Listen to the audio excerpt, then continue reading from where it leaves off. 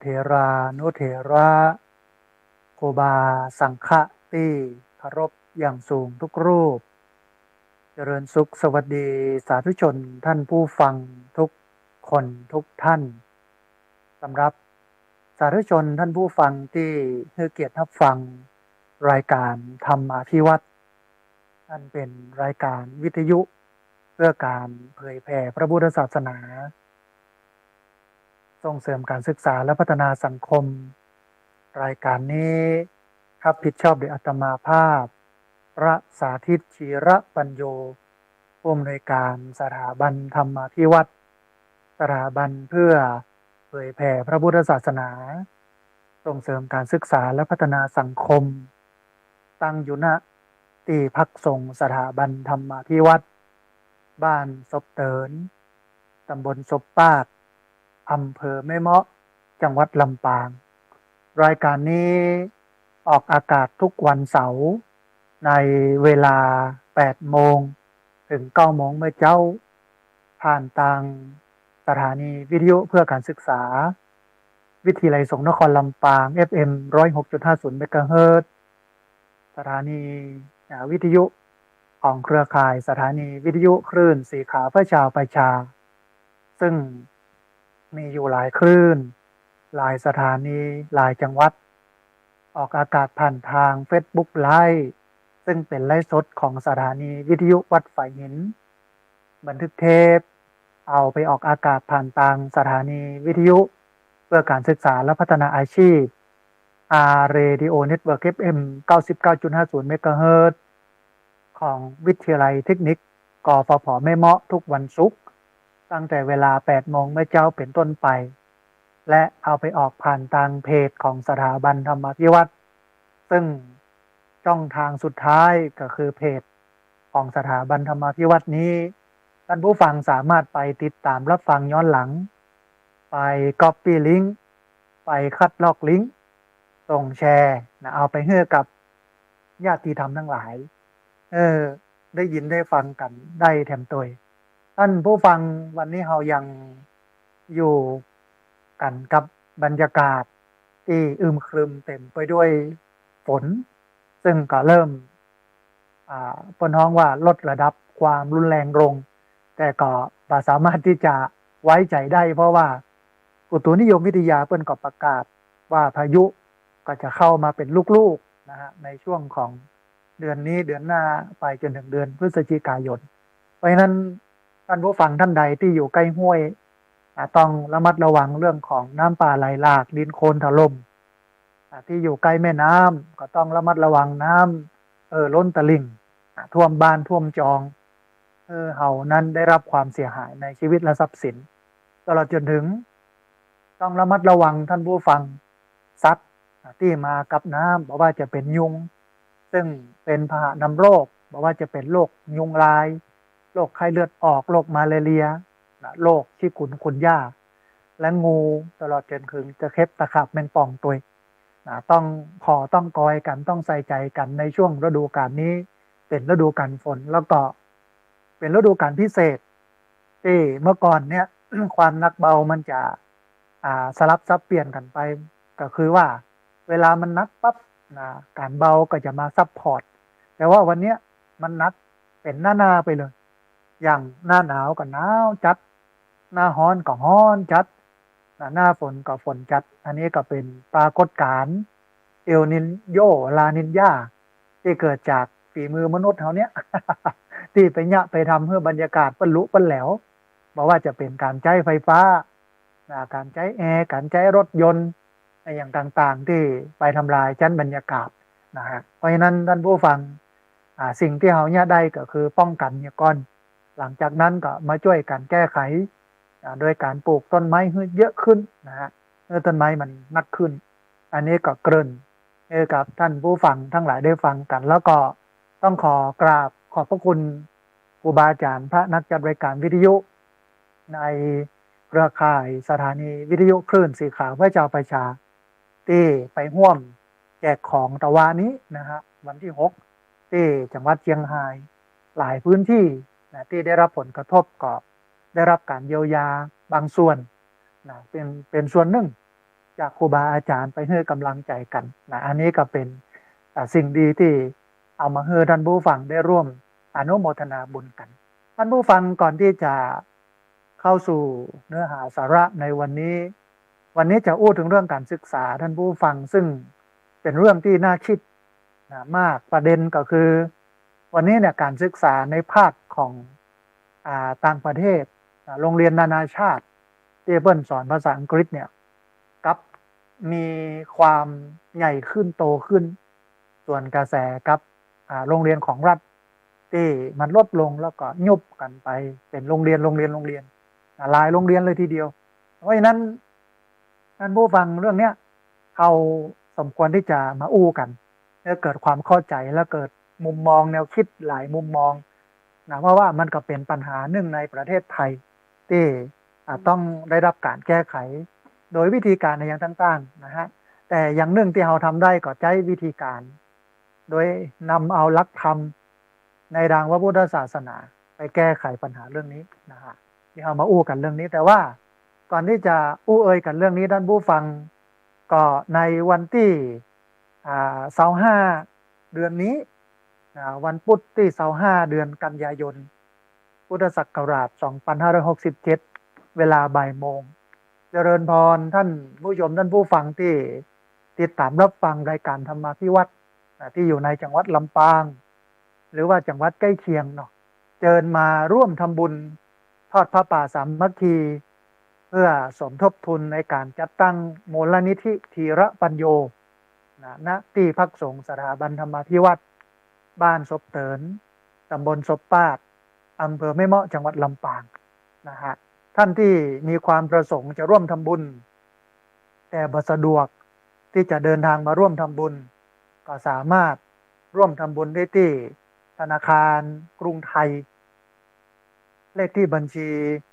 5360770007ชื่อบัญชีสถาบันธรรมาภิวัตรนะฮะอันนี้สำหรับท่านที่บ่สะดวกที่จะมาร่วมทำบุญส่วนท่านที่สะดวกมาร่วมทำบุญก็มาได้ในงานมากินข้าวตอนด้วยกันก่อนท่านผู้ฟังก็จะมีหัวหน้าส่วนราชการมีท่านผู้ว่าราชการนะฮะแล้วก็มีพี่น้องจากอำเภอฝางแม่จงดีเชื้อกันทาคุณโยมปราณีปัญโยตลอดจนถึงที่อื่นๆตัว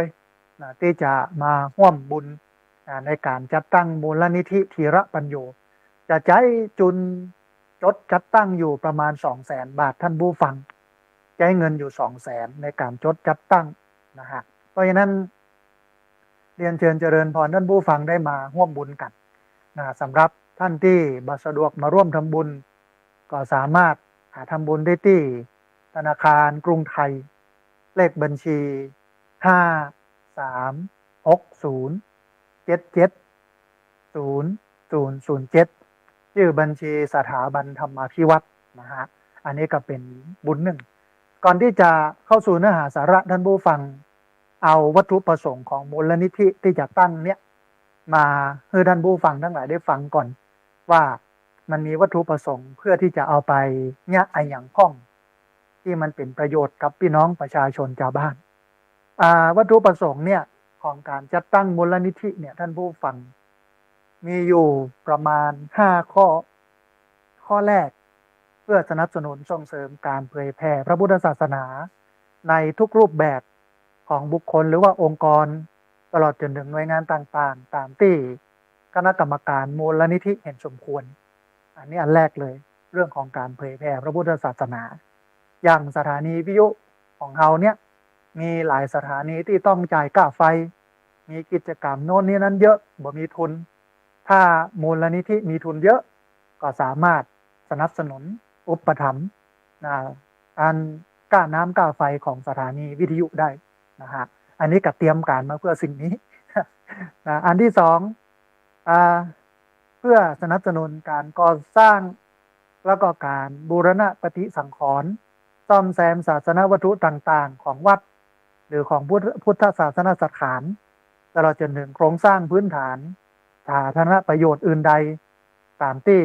คณะกรรมการมูลนิธิเห็นสมควรนะฮะ อันนี้เป็นเรื่องของโครงสร้างพื้นฐานวัดวาอารามศาสนาต่างๆโดยเฉพาะที่พักสงฆ์สถาบันธรรมาภิวัตรจำเป็นต้องใช้ทุนในการมาสร้างมาแปลงหรือวัดอื่นๆนะฮะแต่มันหนึ่งก็คือเพื่อสนับสนุนทุนการศึกษาแก่บุคคลที่มีคุณสมบัติคณะกรรมนิธิกำหนดและคัดเลือกรวมถึงการจัดการศึกษาทุกระดับทุกประเภทและการสนับสนุนการศึกษาค้นคว้าวิจัยตลอดจนถึงการจัดอบรมสัมมนาและก็ถ่ายทอดองค์ความรู้ด้านต่างๆให้กับประชาชนนะฮะอันที่ 4เพื่อดำเนินการหรือสนับสนุนการทำงานพัฒนาสังคมด้านต่างๆซึ่งประกอบด้วย 1. ด้านการพัฒนาคุณภาพชีวิตเด็กและเยาวชนผู้สูงอายุผู้พิการผู้ด้อยโอกาสและผู้มีความหลากหลายทางเพศ 2. ด้านการป้องกันและแก้ไขปัญหายาเสพติดและก็อบายมุขต่างๆ 3. ด้านการสนับสนุนส่งเสริมการทำเกษตรปลอดภัย 4. ด้านการปกป้องและคุ้มครองสิทธิมนุษยชนและสิทธิชุมชน 5. ด้านการคุ้มครองผู้บริโภค 6. ด้านการสร้างเสริมป้องกันและฟื้นฟูสร้างเสริมสุขภาพ 7. ด้านการสนับสนุนส่งเสริมสื่อสร้างสรรค์ 8. ด้านการอนุรักษ์พลังงานและก็เปลี่ยนผ่านพลังงานอย่างเป็นธรรมอันที่ 9 ด้านการฟื้นฟูทรัพยากรธรรมชาติและสิ่งแวดล้อมด้านที่ 10 ด้านสาธารณประโยชน์อื่นๆนะฮะแล้วก็ 5. ดำเนินการเกี่ยวข้องกับการเมืองแต่ประการใดอันนี้เป็นมูลนิธิที่จะตั้งขึ้นโดยจะทำบุญทอดผ้าป่าเพื่อระดมทุนในการจัดตั้งมูลนิธินี้ในวันพุธที่25กันยายนพุทธศักราช2567เวลาบ่ายโมงเพราะนั้นท่านผู้ฟังท่านใดมีเวลาได้มาร่วมบุญกันมาเป็นต้นบุญเมื่อมูลนิธิได้ตั้งขึ้นแล้วก็จะเกื้อกูลประโยชน์ต่อมวลมนุษยชาตินักหนาป้าปั้งท่านผู้ฟังพี่น้องชาวบ้านจะได้รับประโยชน์จากมูลนิธินี้มหาศาลเพราะนั้นเขาได้หันบุญใหญ่บุญหลวงบุญที่เปิ้นฮ้องว่าเป็นบุญบ่อน้ำจืมทรายที่มันตักแล้วบอกโหจักแห้งเนี่ยมันออกมาเรื่อยๆเนี่ยเพราะฉะนั้นเจริญพรมาร่วมกันทำบุญในวันพุธที่25กันยายนพุทธศักราช2567เวลาบ่ายโมงท่านที่มีความประสงค์จะร่วมทำบุญแต่บ่สะดวกที่จะเดินทางมาร่วมทำบุญก็สามารถร่วมทำบุญได้ที่ธนาคารกรุงไทยเลขที่บัญชี5360770007ชื่อบัญชีสถาบันธรรมาภิวัตรอันนี้ก็สามารถที่จะมาร่วมบุญกันได้นะฮะท่านผู้ฟังเข้ามาสู่เนื้อหาสาระของเฮาที่จะได้ได้เอ่ยกันในวันนี้นะซึ่งเป็นเรื่องสำคัญที่ได้เกริ่นไว้ในเบื้องต้นว่าโรงเรียนนานาชาติโตรแรง 8.7 หมื่นล้านส่วนต่างกับโรงเรียนของรัฐโรงเรียนเอกชนไทยที่ทยอยปิดตัวลงนะฮะซึ่งมันน่าสนใจฝั่งหนึ่งก็คือฝั่งของโรงเรียนรัฐโรงเรียนเอกชนไทยทยอยปิดตัวเป็นโรงเรียนปีหนึ่งหลายสิบหลายร้อยโรงเรียนทั่วประเทศแต่แถมกระแสหนึ่งก็คือโรงเรียนนานาชาติมันโตขึ้น8.7 หมื่นล้านเรื่องนี้น่าสนใจท่านผู้ฟังเมื่อวันที่5กันยายนศูนย์วิจัยธนาคารกสิกรไทยเปิดเผยถึงแนวโน้มธุรกิจโรงเรียนนานาชาติในประเทศไทยว่ายังคงเติบโตส่วนต่างกับภาพรวมจำนวนนักเรียนและก็โรงเรียนในไทยที่มีการหดตัวตามแนวโน้มของสถิติการเกิดที่ลดลงเพราะว่านักเรียนก็ลดลงคนเกิดลดลงคนเกิดลดลงก็มีสาเหตุมาจากหนุ่มสาวที่เป็นวัยเจริญพันธุ์เป็นวัยที่จะพร้อมมีลูกบ่ค่อยแต่งงานแล้วก็ป้องกันตัวเองบ่ให้มีลูกเพิ่นก็มองว่าลูกเนี่ย เป็นภาระในยุคปัจจุบันถ้ามีลูกแล้วก็จะเสี่ยงหลายไอ้อย่างก็จะเสียเยอะนะฮะมันบ่คุ้มกับค่าของชีพนักไปกว่านั้นเนี่ยก็บ่อยากจะให้ลูกเกิดมาในสังคมที่มันเป็นปัญหาแบบนี้ก็เลยบอกให้เกิดหรือว่าเกิดลดลงท่านผู้ฟังเนื่องจากปัจจุบันเนี่ยความนิยมในหลักสูตรการศึกษาต่างประเทศนั้นเนี่ยมันเพิ่มขึ้นแล้วก็จำนวนผู้ปกครองที่มีศักยภาพในการลงทุนด้านการศึกษาสูงขึ้นทำให้ความนิยมของโรงเรียนนานาชาตินั้นมีการเติบโตบ่เหมือนสมัยตะก้อนที่พ่อแม่มีลูกหลายคนลูกคนเก้าคนปีเนี่ยมักจะบ่ค่อยได้เรียนหนังสือต้องไปยากการทำงานส่งน้องเรียนหนังสือกำลังในการส่งคนเรียนก็มีโอ้ถ้าเป็นพ่อจายเนี่ยก็โชคดีอย่างหนึ่งเอาไปฝากตุ้ลุงไว้ที่วัดตุ้ลุงพ่อตุ้ลุงเลี้ยงไปบวชเป็นเนนไปบวชเป็นตุ้เจ้าใจความเป็นพระใจความเป็นเนนเนี่ยเป็นช่องทางในการศึกษาของตัวเองมันดีท่านผู้ฟังไม่ใช่ว่าบ่ดีนะดีกว่าเพื่อนบ่ได้เรียนถ้าเพื่อนบ่ได้เรียนเพื่อนก็เป็นอาชญากรไปก่ออาชญากรรมเป็นคนร้ายเป็นคนบ่ดี แต่บอกกองเปิ้นได้มาเรียนในนามของพระเนนแล้วบัดเดี๋ยวนี้เปิ้นขยายหรอกมีโรงเรียนการกุศลในวัดมีโรงเรียนพระปริยัติธรรมมีมหาวิทยาลัยสงฆ์ชาวบ้านเข้าไปเรียนได้อย่างเงี้ยมันก็เป็นประโยชน์อย่างหนึ่งทีนี้ท่านผู้ฟังโดยภาพรวมจำนวนนักเรียนในไทยเนี่ยมีแนวโน้มลดลงอย่างต่อเนื่องส่วนต่างกับจำนวนนักเรียนโรงเรียนนานาชาติน่าสนใจโดยปีการศึกษา 2567 จำนวนนักเรียนในไทยลดลง 1.7% จากปีก่อนหน้าในขณะที่จำนวนนักเรียนโรงเรียนนานาชาติกลับเพิ่มขึ้น 10.2% ของเราลดลง 1.7% แต่ของโรงเรียนนานาชาติกลับโตขึ้น 10.2% โอ้น่าสนใจท่านผู้ฟังเมื่อดูสถิติการเกิดที่มีแนวโน้มลดลงอย่างต่อเนื่องเนี่ยส่งผลให้จำนวนนักเรียนมีแนวโน้มลดลงโดยในระหว่างปี 2555 ถึง 2567 เนี่ยจำนวนการเกิดลดลงเฉลี่ยต่อปีอยู่ที่ 4.5% ในขณะที่อัตราการลดลงของภาพรวมจำนวนนักเรียนในระดับทั้งหมดอยู่ที่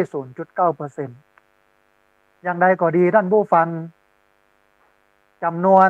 นักเรียนโรงเรียนนานาชาติกลับมีอัตราการเติบโตเฉลี่ยที่ 6.9% ต่อปีโอ้มันส่วนต่างกันอย่างมากโรงเรียนรัฐโรงเรียนเอกชนในประเทศไทยลดจำนวนนักเรียนลงแล้วก็ปิดตัวโรงเรียนลงเป็นโรงเรียนทั่วประเทศแถมฝั่งหนึ่งโรงเรียนนานาชาติกลับโตขึ้นถึง 6.9% น่าสนใจมากโตแบบขยายตัวแบบเร็วนะฮะท่านผู้ฟังแนวโน้มการเพิ่มขึ้นของนักเรียนโรงเรียนนานาชาติในไทยมันเกิดจากหลายเหตุหลายปัจจัยหนึ่งในนั้นคือการเพิ่มขึ้นของนักเรียนต่างชาติที่สอดคล้องกับจำนวนชาวต่างชาติในตำแหน่งผู้บริหารที่เข้ามาทำงานในไทยที่เติบโตเฉลี่ยปีละ 0.6% ในช่วง10 ปีที่ผ่านมาส่วนหนึ่งนะมันเป็นเพราะว่าชาวต่างชาติย้ายมาทำงานในประเทศไทยมาเป็นหัวหน้าเป็นอย่างต่างๆเนี่ยเพิ่นก็เอาครอบครัวเอาภรรยาเอาลูกหลานตามเต้ามาโดย0.6% ในช่วง10 ปีที่ผ่านมามันก็เป็นส่วนหนึ่งที่ทำให้โรงเรียนนานาชาติเติบโตนะฮะนอกจากนี้ท่านผู้ฟังความนิยมในหลักสูตรการศึกษา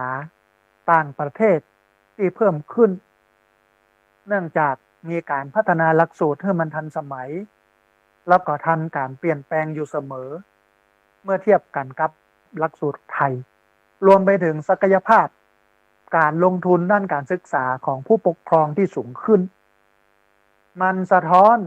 จากคาดการจำนวนคนที่มีทรัพย์สินมากกว่า1 ล้านดอลลาร์ในไทยเนี่ยจะเพิ่มขึ้นจำนวน 24%ในปี 2566 ถึงปี 2571 ยังเป็นปัจจัยหลักที่หนุนการเติบโตของจำนวนนักเรียนโรงเรียนนานาชาติหมายความว่าทุกคนท่านผู้ฟังต้องการสิ่งที่ดีที่สุดให้กับตัวเองฮักลูกก็ปอมานนะฮักหลานก็ปอมอบฮักลูกฮักหลานเนี่ยมากกว่าฮักตัวเก่าบางคนนะอยากจะให้ลูกเติบโตอยากให้ลูกเก่งอยากให้ลูกโตอยากให้ลูกเก่งก็ต้องเริ่มต้นที่การศึกษาทีนี้เมื่อเริ่มต้นที่การศึกษาปั๊บก็จะต้องหาโรงเรียนดีให้ลูกได้เรียนโรงเรียนนานาชาติเป็นคำตอบหนึ่งที่พ่อแม่ยุคใหม่ที่เปิ้ลแสวงหาในการจะให้ลูกได้ทำได้เรียนก็ไปที่โรงเรียนนานาชาติ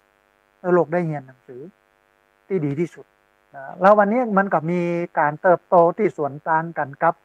โรงเรียนเอกชนหรือว่าโรงเรียนของรัฐไทยที่มันลดจำนวนนักเรียนลงเรื่อยๆเรื่อยๆการเติบโตของนักเรียนนานาชาติก็สูงขึ้นขณะที่จำนวนโรงเรียนในปี 2567 ท่านผู้ฟังคาดรวมจำนวนโรงเรียนเนี่ยมันลดลง 0.5% จากปีก่อนหน้าแปะอยู่ที่ 33,098 โรงเรียนอันเนี้ยที่ปิดตัวลงนะ33,098 โรงเรียนแต่หากเทียบกับปีการศึกษา 2555 จะหดตัวลงถึง 6.6% หรือคิดเป็นราวจำนวน 2,355 โรงเรียนนะครับที่ปิดตัวลงวันนี้มียอดอยู่ที่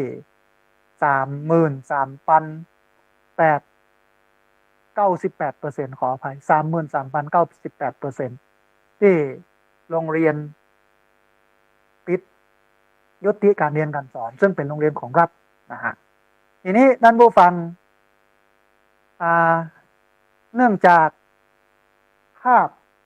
รวมจำนวนนักเรียนมันมีแนวโน้มลดลงต่อเนื่องทำให้ในระหว่างปีการศึกษา 2555 ถึง 2567 เนี่ยเกิดการทยอยปิดตัวของโรงเรียนโดยโรงเรียนรัฐบาลเนี่ยมีอัตราการลดลงเฉลี่ย 0.6% ต่อปีรวมไปถึงโรงเรียนเอกชนหลักสูตรไทยก็มีแนวโน้มลดลงเฉลี่ย 0.7% ต่อปีสังเกตท่านผู้ฟังโรงเรียนเอกชนหลักสูตรไทยเนี่ยปิดตัวลงนักกว่าโรงเรียนรัฐบาลของไทยจำนวน 1%เพราะว่าในปี 2555 ถึงปี 2567 เนี่ยโรงเรียนรัฐบาลของไทยเนี่ยทั่วประเทศมีอัตราลดลงเฉลี่ยอยู่ที่ 0.6% ต่อปีแต่ว่าโรงเรียนเอกชนหลักสูตรไทยก็มีแนวโน้มลดลงเฉลี่ยอยู่ 0.7% ต่อปีนั่นแสดงว่าเลวร้ายยิ่งกว่าโรงเรียนรัฐบาลที่มันปิดตัวนะถูกปิดตัวลงนะในทางตรงกันข้ามท่านผู้ฟังจำนวนโรงเรียนนานาชาติกับเติบโตเฉลี่ยอยู่ที่ 5.0% ต่อปีส่วนต่างกันกับโรงเรียนประเภทอื่นมันสะท้อนอะไรอย่างท่านผู้ฟังมันบ่งบอกถึงอะไรอย่างตับนี้มันสะท้อนหรือว่าบ่งบอกให้เราหันว่าถึงแนวโน้มการเปลี่ยนแปลงของกิจการโรงเรียน สู่หลักสูตรการศึกษาต่างประเทศนักขึ้นโรงเรียนทั่วไปโรงเรียนรัฐโรงเรียนเอกชนที่ใช้หลักสูตรไทยในวันนี้ถ้าเป็นอยู่อย่างอี้เนี่ยไปไม่รอดมันต้องปรับระบบเมื่อเป็นหลักสูตรนานาชาติวันนั้นได้หันคลิปในFacebook เป็นโรงเรียนที่อยู่บนดอยท่านผู้ฟังแล้วมีครูซึ่งเป็นพ่อจายเป็นคนหนุ่มสอนวิชาภาษาอังกฤษแกก็จบภาษาอังกฤษมาก็ไปสอนนักเรียนจนนักเรียนภาษาอังกฤษได้ชัดเจนเนี่ยนี่จริงถ้าหากว่าเราจะเนี่ยโรงเรียนรัฐมันมีคุณภาพเนี่ยแน่นอนว่าคนที่ไปเรียนนั้นมันร้อยป่อปันแม่หมื่นสถานที่แสนวิธีเลี้ยงแต่ว่ามันอยู่ที่ครูส่วนหนึ่งนะมันอยู่ที่หลักสูตรส่วนหนึ่งถ้าจะเน้นย้ำกันเรื่องภาษาอังกฤษประเทศไทยมันก็เป็นประเทศที่ไม่ได้เป็นเมืองขึ้นของต่างชาติเหมือนลาวที่เป็นเมืองขึ้นของฝรั่งเศสของอังกฤษของสหรัฐเหมือนพม่าเหมือนเวียดนามเหมือนอย่างเนี้ยเขาก็เลยด้อยในเรื่องของภาษาอังกฤษบอกค่อยเก่งเรื่องภาษาอังกฤษนะฮะแต่ทีนี้ท่านผู้ฟังแนวโน้มธุรกิจโรงเรียนนานาชาติการแข่งขันของโรงเรียนนานาชาติโรงเรียนนานาชาตินั้นมีแนวโน้มขยายตัวสู่นอกกรุงเทพนักขึ้นออกไปทางนอกจากกรุงเทพนักขึ้นในช่วงปี2555ถึง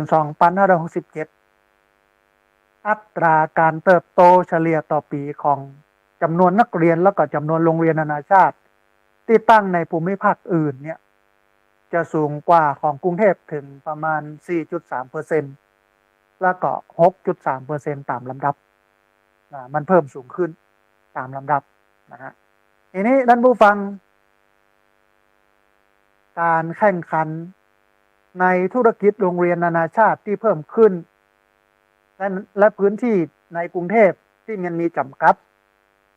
มันแคบมันจ้อมทำให้ในช่วงบักกี่ปีที่ผ่านมาเนี่ย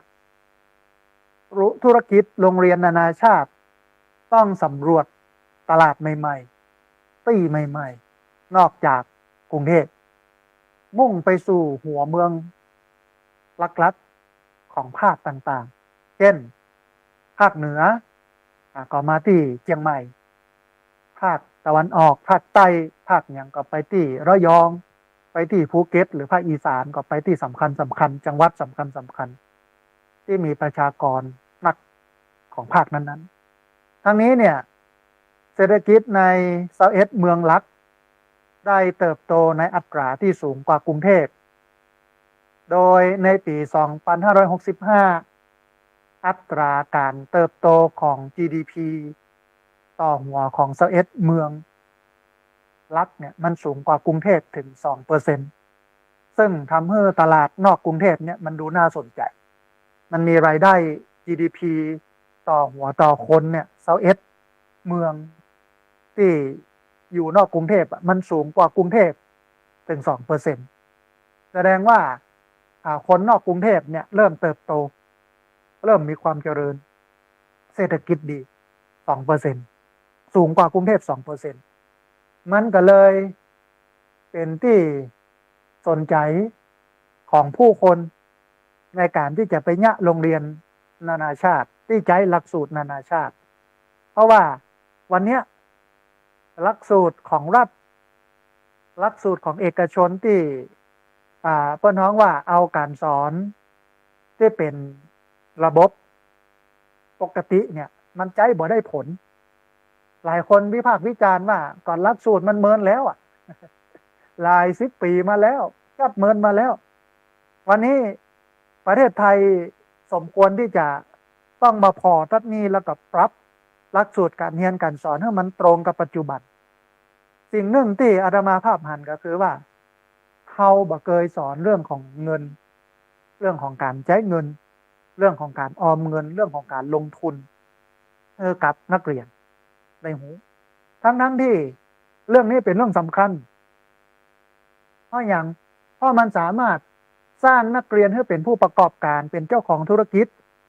SME คือขนาดเล็กขนาดกลางและก็ขนาดใหญ่ได้แต่ปรากฏว่าในหลักสูตรการศึกษาของไทยบ่ได้สอนเรื่องนี้เลยในระดับประถมหรือมัธยมบ่ได้สอนนักแต่เป็นเน้นในหลักสูตรปริญญาตรีที่เป็นหลักสูตรเฉพาะเช่นเศรษฐศาสตร์การตลาดบัญชีอย่างพวกเนี้ยนะฮะอื่นๆก็บ่ค่อยได้เรียนอย่างนักทั้งที่เรื่องเงินเป็นเรื่องที่ทุกคนต้องใช้ เป็นเรื่องที่ทุกคนต้องใช้เป็นความร่ำรวยทุกคนอยากเป็นอยากมีแต่ว่าบ่ได้ห้ามได้เรียนบ่ได้มีการสอนมาตั้งแต่ต้นเนี่ยมันก็ทำให้เกิดความลำบากขึ้นมาทีนี้ท่านผู้ฟังแนวโน้มที่อาตมาภาพได้อูตะกี้ก็คือการขยายตัวของโรงเรียนนานาชาติเนี่ยเริ่มขยับออกจากกรุงเทพไปสู่หัวเมืองต่างๆ21หัวเมืองที่มีค่าครองชีพหรือ GDP ต่อหัวต่อคนเนี่ยสูงกว่ากรุงเทพถึง 2% แนวโน้มนี้แสดงให้เห็นถึงโอกาสขยายธุรกิจโรงเรียนนานาชาติไปยังพื้นที่นอกกรุงเทพโดยเฉพาะภาคกลางและภาคตะวันออกซึ่งน่าจะเป็นตลาดศักยภาพเพราะว่ามีจำนวนครัวเรือนรายได้เกิน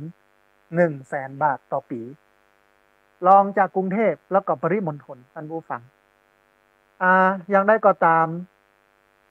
เนื่องจากจำนวนครัวเรือนที่เป็นกลุ่มเป้าหมายในแต่ละภูมิภาค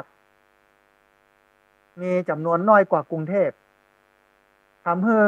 ผู้ประกอบการนี่อาจจะต้องปรับลดค่าเล่าเรียนเพื่อมันสอดคล้องกับรายได้ของผู้ปกครองที่แตกต่างกันในแต่ละพื้นที่ก็คิดว่าน่าจะเป็นอย่างอันท่านผู้ฟังโรงเรียนนานาชาติโรงเรียนเอกชนนานาชาติเนี่ยเพิ่นก็มีการปรับเพิ่นฮ้องว่าค่าใช้จ่ายที่โรงเรียนจะได้รับจากผู้ปกครองจากตัวนักเรียนเนี่ยในพื้นที่ต่างๆนั้นแตกต่างกันเพิ่นอาจจะอิงมาจากเศรษฐกิจของในจังหวัดนั้นๆก็ได้นะฮะคาดว่าในปี2567เนี่ยมูลค่าตลาดโรงเรียนนานาชาติของประเทศไทยนะท่านผู้ฟังจะเติบโตราว13%จากปี2566จะแตะอยู่ที่ 8.7 หมื่นล้านบาทนะ 8.7 หมื่นล้านบาทมาจากแรงหนุนของความนิยมที่เพิ่มขึ้นในหลักสูตรนานาชาติแล้วก็การขยายตัวสู่ตลาดใหม่ๆมันส่งผลให้จำนวนนักเรียนขยายตัวสูงถึง 10.2% จากปีก่อนหน้าแถมทั้งยังได้รับแรงหนุนจากการปรับค่าเล่าเรียนเพิ่มขึ้นเฉลี่ย 3.8% จากปีการศึกษา 2566 ท่านผู้ฟังทีนี้มาดูด้านความเสี่ยงของกิจการโรงเรียนนานาชาติคือการเพิ่มขึ้นของค่าเล่าเรียนโรงเรียนนานาชาติอาจทำให้ผู้ปกครองพิจารณาส่งบุตรหลานไปศึกษาในต่างประเทศแทนเนื่องจากช่องว่างระหว่างค่าเล่าเรียนมันเริ่มลดลงในปีการศึกษา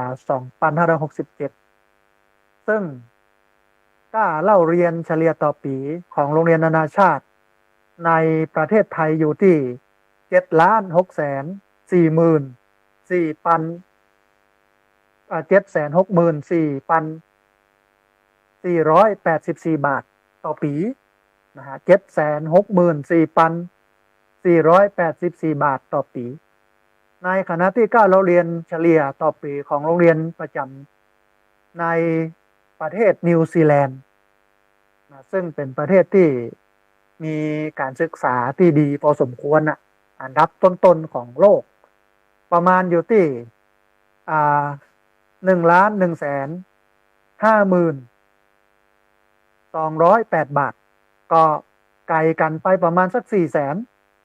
สัก 300,000 ปลายเนี่ยฮะในต่างประเทศแต่ละปีจะต้องจ่ายประมาณนี้ค่าเล่าเรียนถ้าประเทศไทยก็760,000 14,484 บาทถ้าเป็นต่างประเทศโดยเฉพาะประเทศนิวซีแลนด์ก็จะอยู่ที่ประมาณ1,150,208 บาทนะฮะท่านผู้ฟังนอกจากนี้โรงเรียนนานาชาติเนี่ยอาจจะเผชิญกับปัญหาความท้าทายจากการแข่งขันกับโรงเรียนเอกชนหลักสูตรไทยที่พัฒนาคุณภาพแล้วก็มีค่าใช้จ่ายต่ำกว่าผู้ปกครองเนี่ยอาจจะตัดสินใจไปเลือกโรงเรียนเอกชนหลักสูตรไทยที่มีการเปิดสอนโปรแกรมภาษาอังกฤษและก็สอนหลายภาษาเช่นภาษาไทยภาษาอังกฤษภาษาจีนเป็นต้นซึ่งท้าทายจุดแข็งของโรงเรียนนานาชาติในด้านภาษา รวม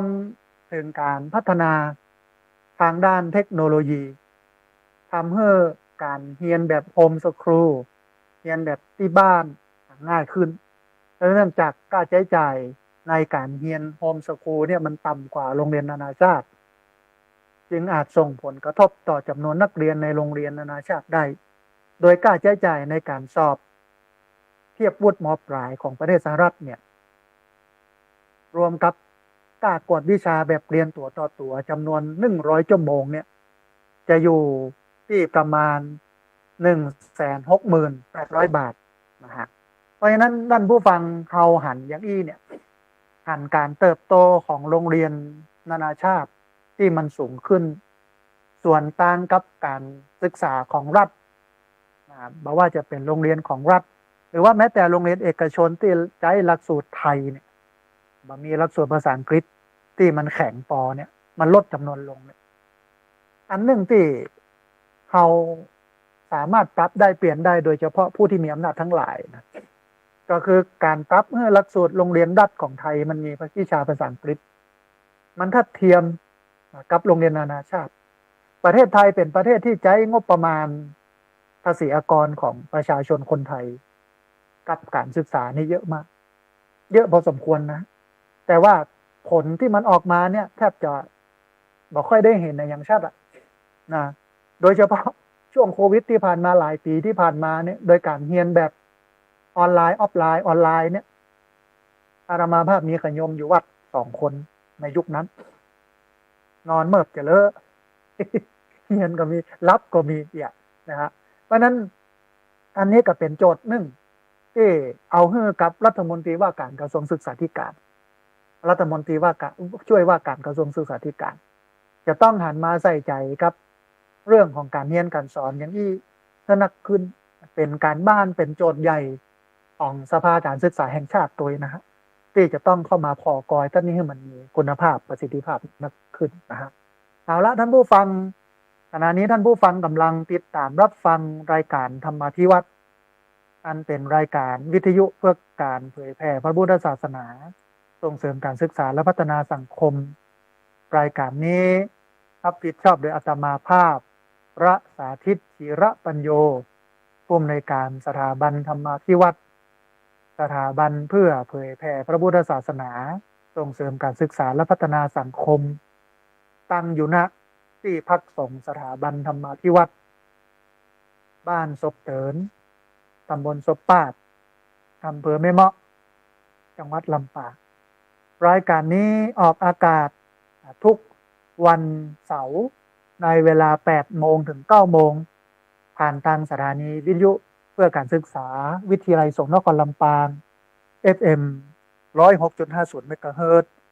สถานีวิทยุในเครือข่ายสถานีวิทยุคลื่นสีขาวประชาประชาซึ่งมีอยู่หลายคลื่นหลายสถานีหลายจังหวัดออกอากาศผ่านทาง Facebook Live ซึ่งเป็นไลฟ์สดของสถานีวิทยุวัดฝายหินบันทึกเทปเอาไปออกอากาศผ่านทางสถานีวิทยุเพื่อการศึกษาและพัฒนาอาชีพ Radio Network FM 99.50 เมกะเฮิรตซ์ของวิทยาลัยเทคนิคกปป.แม่เมาะทุกวันศุกร์ตั้งแต่เวลา 8 โมงถึง 9 โมงไม่เจ้าเป็นต้นไปและบันทึกเทปเอาไปออกผ่านทางเพจของสถาบันธรรมาภิวัตรซึ่งท่านผู้ฟังสามารถไปติดตามรับฟังย้อนหลังไปก๊อปปี้ลิงก์ไปคัดลอกลิงก์ส่งแชร์เอาไปให้กับญาติธรรมทั้งหลาย เออได้ยินได้ฟังกันได้แถมตัวตอนนี้ได้เวลาเปิดสายให้ท่านผู้ฟังที่ฟังอยู่ทั้งบ้านอาจจะโทรเข้ามาระบุระเอยกันโทรเข้ามาเช็คสัญญาณกันว่าชัดบ่ชัดอย่างใดมาอู้เอ่ยถึงบรรยากาศแต่ว่าถ้าใครได้ไปทำบุญร่วมกันแจกของซับน้ำตาพี่น้องที่ได้รับผลกระทบจากภาวะน้ำท่วมที่จังหวัดเชียงรายก็โทรมาเล่ากันท่านผู้ฟังในรายการได้เนอะที่เบอร์064 125 4122เบอร์064 125 4122เรียนเยินเจริญพรได้โทรเข้ามาร่วมบูร่วมเอ่ยกันได้โทรเข้ามาร่วมแสดงความเห็นกันในเวลาที่เหลืออยู่ประมาณ12นาทีที่เบอร์064 125 4122เบอร์064 125 4122เรียนเชิญเจริญพรได้โทรเข้ามาร่วมบูร่วมเอ่ยกันโทรเข้ามาร่วมแสดงความเห็นกันนะฮะคณะที่รอสายจากท่านผู้ฟังที่ฟังอยู่ทางบ้านจะโทรเข้ามาร่วมบูร่วมเอ่ยกันโทรเข้ามาร่วมแสดงความเห็นกันพอดีมีสายเข้ามาสายหนึ่งเดี๋ยวรับสายนี้ก่อนเพื่อจะว่าจะได้พ้องเจริญพรเจริญพรเจริญพรพอดีสายรุดไปเนอะคุณโยมโทรเข้ามาใหม่เนอะที่เบอร์064 125 4122เบอร์064 125 4122ตะกี้ฟังเหมือนกับเสียงคุณโยมคำสุขโยธินจากบ้านบุญเกิดตำบลพระบาทอำเภอเมืองลำปางนะฮะคุณโยมมีเวลาก็โทรเข้ามาแหมกำเนอร์พอดีตะกี้สายรุดไปสายอื่นตัวนะฮะท่านอื่นตัวโทรเข้ามาได้ที่เบอร์064 125 4122เบอร์064 125 4122นะฮะเรียนเชิญเจริญพรได้โทรเข้ามาแต่ที่มีสายหนึ่งสายรุดไปนะพอดีมีสายใหม่เข้ามาครับสายนี้ก่อนเพื่อว่าจะได้พร้อมเจริญพรเจริญพรเจริญพรเจริญพรเจริญพรบ่ได้ยินเสียงที่โยมโทรมาต้องขออภัยกับญาติโยมที่โทรเข้ามาเนอะอาจจะอู้เสียงดังน้อยนึงนะฮะพอดีเสียงที่โทรโยมอู้เนี่ยมันก้อยล้ำไปนะฮะเรียนเชิญเจริญพรที่เบอร์064 125 4122เบอร์064 125 4122เรียนเชิญเจริญพรได้โทรเข้ามาร่วมเอ่ยกันโทรเข้ามาร่วมแสดงความเห็นกันนะฮะท่านไหนฟังอยู่หรือว่าตะวานี้ไปแจกข้าวแจกครัวให้กับพี่น้องที่ได้รับผลกระทบจากภาวะอุทกภัยคือน้ำท่วมก็โทรเข้ามาวันนี้มีสายเข้ามาสายหนึ่งนี่ครับสายนี้ก่อนเพื่อนจะว่าจะได้ฟังเจริญพรโอ้สาธุโยมป้อเจริญพรอนุโมทนาบุญกับโยมป้อที่ติดตามรับฟังแล้วก็โทรเข้ามาให้กำลังใจกันเนอะ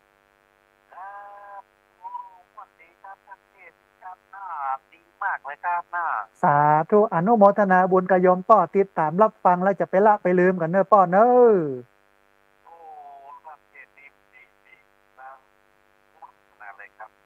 สาสาธุโยมป้ออนุโมทนาสากำลังใจครับได้กำลังใจจัดนักโยมป้อสาธุเจริญพรสาธุเอาละเสียงมาแล้วท่านผู้ฟังเรียนเชิญเจริญพรที่เบอร์064 125 4122เบอร์064 125 4122เรียนเชิญเจริญพรพอดีมีสายเข้ามาสายหนึ่งเดี๋ยวครับสายนี้ก่อนเพื่อจะว่าจะได้พร้อมเจริญพรเจริญพรคุณโยมโทรมาจากตังใด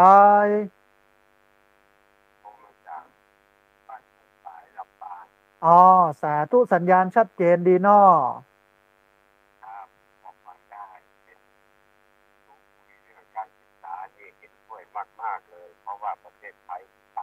แล้วภาษาอังกฤษไม่รู้เรื่องไม่ค่อยแข็งแรงเนาะพูดสอนก็พูดไม่ได้เรียนพูดได้ยังไงมันต้องเริ่มต้นที่ครูเนาะถูกต้องถูก โอ้สาธุอนุโมทนาบุญกับโยมพ่อที่ติดตามรับฟังเนอะครับก็ฟังเนี่ยเห็นมีประโยชน์อยากจะให้จัดสารให้มันฟังซะบ้างอ่าน่าจะมีคนฟังอยู่ มันแย่มานานแล้วการสอนของโรงเรียนในประเทศไทยในล้าสมัยเมื่อหลายพันปีนู่นน่ะอ่าใช่ มันต้องปรับปรุงกันยกใหญ่เนาะอย่างนั้นนะเนาะเออก็ถูกต้องอ่าสาธุอนุโมทนาบุญกับโยมพ่อเนอะครับครับสาครับธุเจครับริญพรโยมพ่อบ้านทุ่งฝายตำบลทุ่งฝายอำเภอเมืองลำปางก็บอกว่าเนี่ยมันถึงเวลาที่จะต้องยกอ่าระดับการศึกษาปฏิรูปการศึกษาครั้งใหญ่ของประเทศถ้าขืนเป็นอย่างEUเนี่ยมันทรุดลงมันจะแย่นะฮะ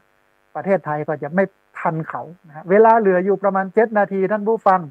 ที่เบอร์0641254122เบอร์0641254122เรียนเชิญเจริญพรได้โทรเข้ามาร่วมเอ่ยกันโทรเข้ามาร่วมแสดงกับความเห็นกัน คุณโยมที่โทรเข้ามาสายแรกสายสองที่บัติดตะกี้เนอะโทรเข้ามาใหม่เนอะตะกี้เสียงมันบดีตอนนี้ปรับเสียงให้ชัดเจนแล้วก็โทรเข้ามาที่เบอร์0641254122เบอร์0641254122คณะที่รอสายจากบรรดาท่านผู้ฟังที่ฟังอยู่ทางบ้านจะโทรเข้ามาร่วมเอ่ยกันจะโทรเข้ามาร่วมแสดงคำคิดความเห็นกันก็บอกกำหนดการพิธีทำบุญทอดพระป่าสามัคคี เพื่อสมทบทุนในการจัดตั้งมูลนิธิทีระปัญโยหน้าที่พักสงฆ์สถาบันธรรมาภิวัตรบ้านศพเตินตำบลศพปาดอำเภอแม่เมาะจังหวัดลำปางในวันที่25กันยายนพุทธศักราช2567เวลาบ่ายโมงก่อนนะฮะเวลาบ่ายโมงถึงบ่าย3 โมงเนี่ยผู้เข้าร่วมพิธีพร้อมกันณศาลาธรรมาภิวัตรที่พักสงฆ์สถาบันธรรมาภิวัตรบ้านศพเตินตำบลศพปาดอำเภอแม่เมาะจังหวัดลำปางกรรมการฝ่ายพิธีกรรมจุดเทียนชนวนส่งให้ประธานในพิธีฝ่ายคารวาสคุณปราณีปัญโยประธานในพิธีฝ่ายคารวาสจุดธูปเทียนบูชาพระรัตนตรัยมัคคณายกนำกล่าวคำบูชาพระรัตนตรัยแม่จงดีเชื้อกันทาประเคนพานขอสมาทานเบญจศีลและอาตมาภาพซึ่งเป็นประธานสงฆ์มัคคณายกนำกล่าวคำสมาทานเบญจศีลอาตมาภาพนะก็นำญาติโยมสมาทานศีลมัคคณายกนำผู้มาร่วมทำบุญกล่าวคำถวายพระป่าคุณปราณีปัญโยประธานในพิธีฝ่ายคารวาสทอดพระป่าทอดถวายพระป่าแด่พระสงฆ์แล้วก็พุทธศาสนิกชนผู้มาร่วมงานถวายพระป่าและบริวารแด่พระสงฆ์นายชัชวานชัยบุตรผู้ว่าราชการจังหวัดลำปางกล่าวอนุโมทนานายพนมพรตุ้ยกาดในอำเภอแม่เมาะกล่าวอนุโมทนานายชนธานีเชื้อน้อยสสพักประชาชนเขต3จังหวัดลำปางกล่าวอนุโมทนานายธนูที่แก้วพัฒนาสังคมและความมั่นคงของมนุษย์จังหวัดลำปางกล่าวอนุโมทนานางนิชรัตน์แลวงนินหัวหน้าสำนักงานสภาเกษตรจังหวัดลำปางกล่าวอนุโมทนานางสาวสุกัญญาทรัพย์มณีผู้อำนวยการศูนย์วิทยาศาสตร์เพื่อการศึกษาลำปางกล่าวอนุโมทนานายบรรจงสมศรีผู้อำนวยการศูนย์วิทยาศาสตร์ศูนย์วิทยาบริการและชุมชนสัมพันธ์มหาวิทยาลัยสุโขทัยธรรมาธิราชจังหวัดลำปางกล่าวอนุโมทนา